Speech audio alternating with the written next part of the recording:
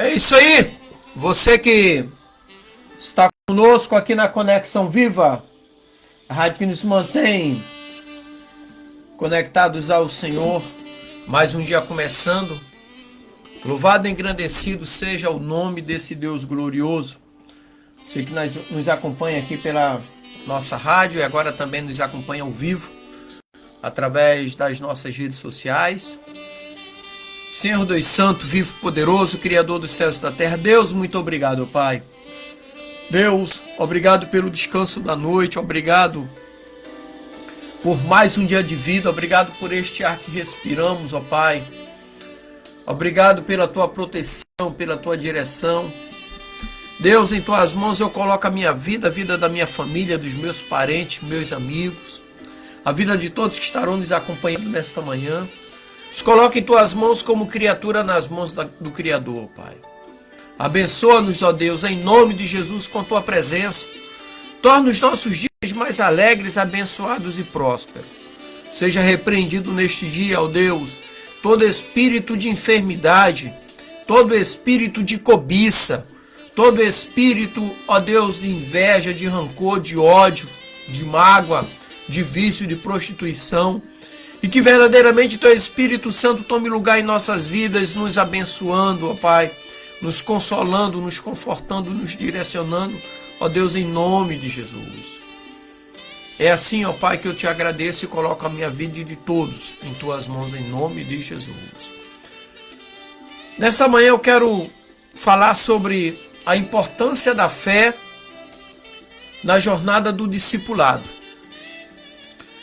Mateus 8:22 diz assim: Jesus, porém, respondeu-lhes: segue-me e deixa os mortos sepultar os seus próprios mortos. Mas o texto que nós vamos abordar está ali em Mateus, no capítulo 8, versículo 18 ao 27. E nesse texto, de Mateus 8, 18 ao 27, ali nos apresenta uma série de episódios que ocorreram durante a jornada do discipulado de Jesus ali, com seus seguidores, com seus discípulos. Aquele momento de aprendizado ali de Jesus com seus discípulos. Começa com um escriba que se oferece para seguir Jesus, mas Jesus adverte, né? Jesus adverte sobre a renúncia e os desafios que acompanham o discipulado genuíno. Existem desafios que você precisa saber. Para você viver o amor, você renuncia ao ódio. Para você viver a paz, você renuncia à guerra. Então você tem algumas situações que você precisa renunciar para viver o discipulado genuíno. E logo após esse escriba, enquanto Jesus e seus discípulos estavam em um barco no mar da Galileia, uma tempestade se levanta. E os discípulos entraram em pânico. Por que os discípulos entraram em pânico? Entraram em pânico porque nunca tinham vivenciado uma tempestade igual àquela, né? Então, e quando eles entraram em pânico ali, só que Jesus, que estava dormindo, ao despertar, acalmou a tempestade com uma simples palavra. Então essa simples palavra leva os discípulos a se maravilharem com o poder e a autoridade de Jesus. E o texto ilustra a importância da fé na jornada do discipulado. Os discípulos, mesmo enfrentando dificuldades e adversidades, precisam confiar em Jesus como seu Senhor e Mestre. E através dessas experiências, Jesus ele quer nos ensinar sobre a necessidade de ter uma fé genuína e inabalável na jornada do discipulado, na nossa jornada em seguir a Cristo, que não é fácil, sabe? Então, o primeiro ponto que eu quero destacar aqui é o escriba e a renúncia. Mateus 8, ali do versículo 18 ao 22. Então, primeiro vem um pedido de seguir Jesus. O escriba, ele expressa o seu desejo de seguir a Jesus. Então, aqui em Mateus 8,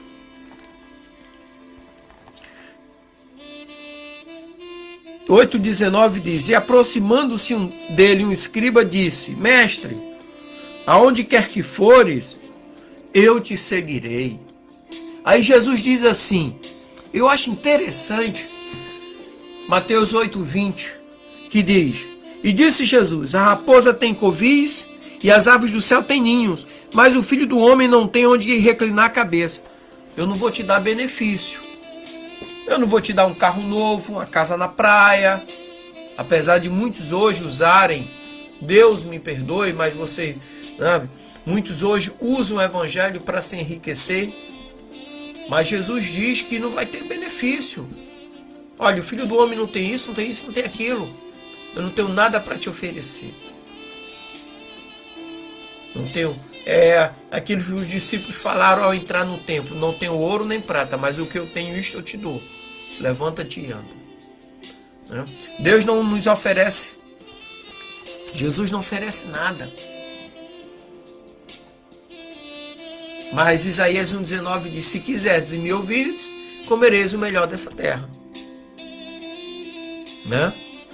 Mas aqui, esse escriba, não é fácil a resposta que Jesus deu. Então, a advertência de Jesus fala sobre a renúncia e os desafios do discipulado. Não é fácil.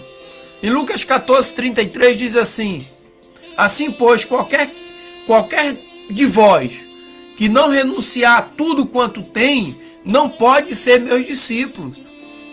Igual eu falei, quem busca o amor renuncia o ódio. Quem busca a paz renuncia a guerra. Renúncia para poder seguir a Jesus. Essa é a palavra. Então, o discipulado requer compromisso com Jesus. Você tem que se comprometer com aquele que você é discípulo dele. Você tem que se comprometer. Em Marcos 8,34 é interessante porque diz: E chamando a si a multidão com os seus discípulos, disse-lhes: Se alguém quiser vir após mim, a si mesmo se negue. Tome a sua cruz e siga-me. Isso quer dizer que cada um tem sua própria cruz, tem sua própria fraqueza, tem sua luta interior. E Jesus sabe disso.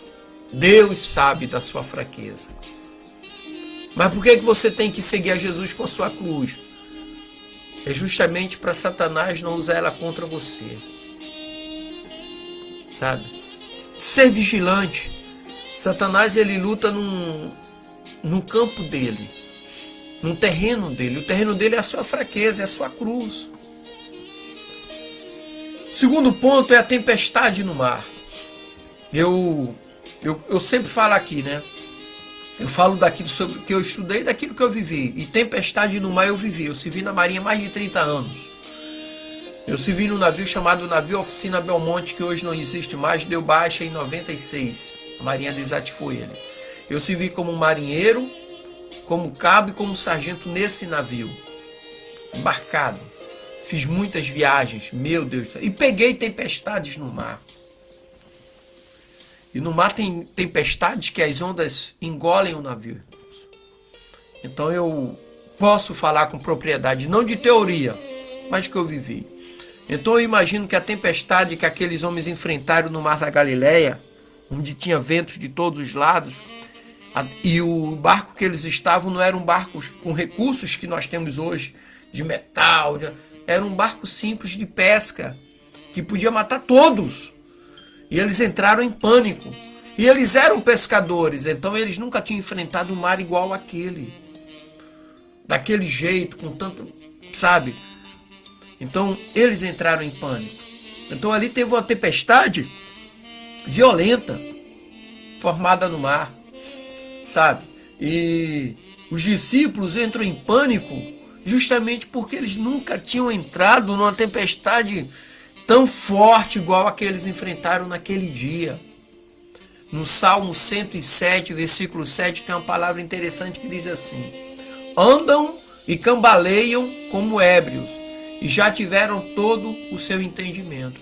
Apesar deles já terem visto Jesus operando sinais e maravilhas, a fé deles ainda era pequena, ou quase nenhuma. Então ali tem a intervenção de Jesus, e Jesus acalma a tempestade com uma palavra. O Salmo 89, versículo 9 diz o seguinte, abre aspas, tu dominas o orgulho do mar, quando as suas ondas se levantam, tu as aquietas. Jesus levantou e olhou para o mar. E o mar reconheceu que Jesus era Senhor sobre ele. E ele se acalmou. Na marinha, no militar, tem um termo que diz assim, está quem manda. Quando tem o mais antigo, está quem manda. E o mar levantou, eu imagino o mar levantando, olhou, Jesus estava ali. Está quem manda. Terceiro ponto é a fé, a maravilha da fé demonstrada. E Mateus 8, 26 aqui, diz assim o texto, Mateus 8, 26. E ele disse-lhe, por que temeis homens de pequena fé? Então levantando-se, repreendeu os ventos e o mar, e seguiu-se uma grande bonança. Jesus questionou a fé dos discípulos, como ele questiona a minha e a sua, em algumas situações. Como ele questiona. Em Marcos 4, capítulo 4, versículo 40 diz, e disse-lhes, por que sois tão tímidos? Ainda não tendes fé? Muitos estavam ali, mas a fé ainda não era demonstrada, não era plena, estavam mais seguindo do que exercitando a fé, mas eles ficaram maravilhados com o poder de Jesus. Um tempo atrás eu comentei com alguém, eu falei, irmãos, quando eu leio esse texto eu fico maravilhado. Agora imagina sendo testemunha do que aconteceu. Lendo, a gente se maravilha. Agora imagina quem viveu aquilo ali. Os discípulos viveram aquilo. Se a gente lendo se emociona, imagina os discípulos que estavam ali, foram testemunhas em loco, ocular, eles viram, eles sentiram, sabe? Então, eles ficaram maravilhados com o poder de Jesus. Em Lucas 8, 25, diz, abre aspas, então perguntou-lhes, onde está a vossa fé? Onde está? Cadê? Por que vocês não têm ainda? Por que vocês não usam ainda? Estou com vocês. Então aprendemos que a fé inabalável, ela é essencial na jornada do discipulado, do nosso aprendizado. E em Hebreus capítulo 11, versículo 6 diz, ora, sem fé é impossível agradar a Deus. Essa palavra impossível, ela é tremenda. Sem fé é impossível agradar a Deus, porque é necessário que aquele que aproxima de Deus creia que Ele existe. E não é só pela social. Precisa acreditar que Deus existe. Então, o último ponto que eu quero falar é sobre a aplicação da fé em nossa jornada de discipulado. É a nossa aplicação da fé. Como podemos aplicar a lição de fé durante as tempestades que se levantam em nossas vidas? Eu enfrentei algumas tempestades.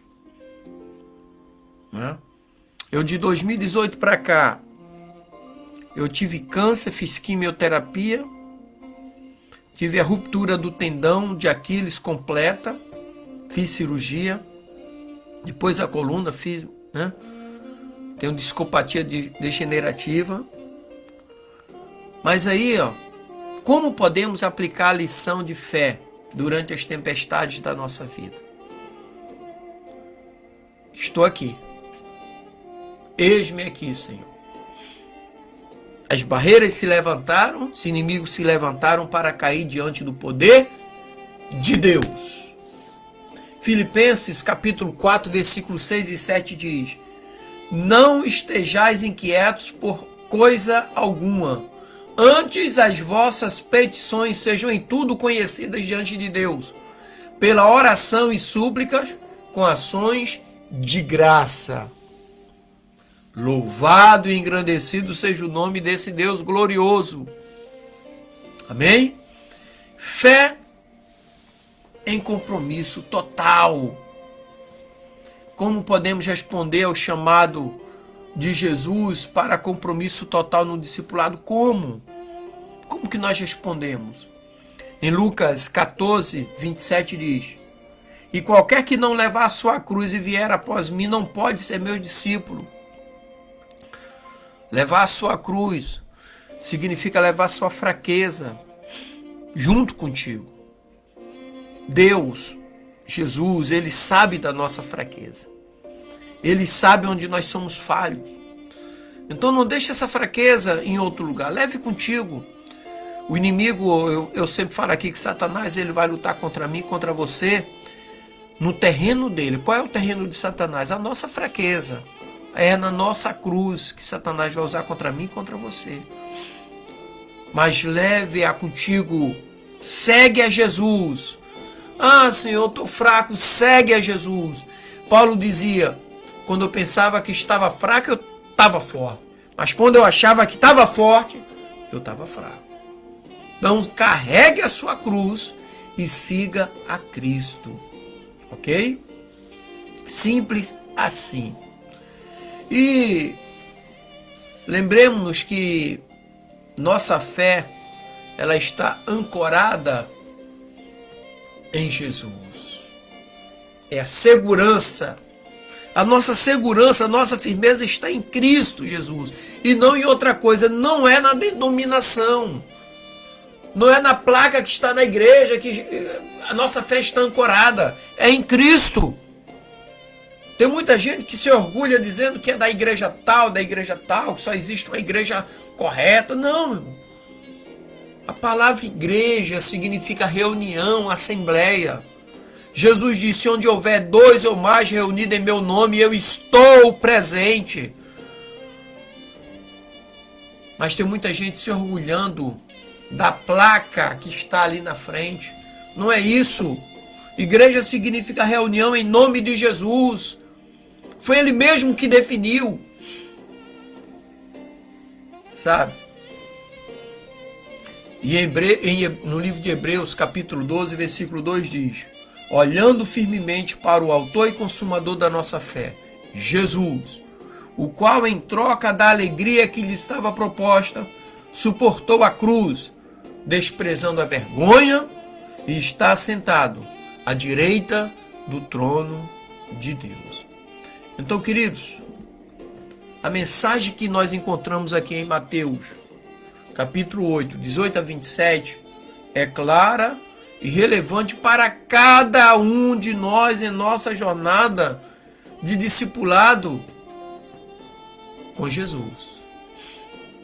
Cada experiência ali vivida, cada situação ali serve para alimentar minha fé e a tua fé. É por isso que Jesus diz: buscai nas Escrituras, porque julgais ter nela a vida eterna, e é ela mesma que testifica de mim. Amém? Querido, que o Senhor te abençoe, derrame bênção sobre a tua vida, em nome de Jesus. Amém. E é isso aí.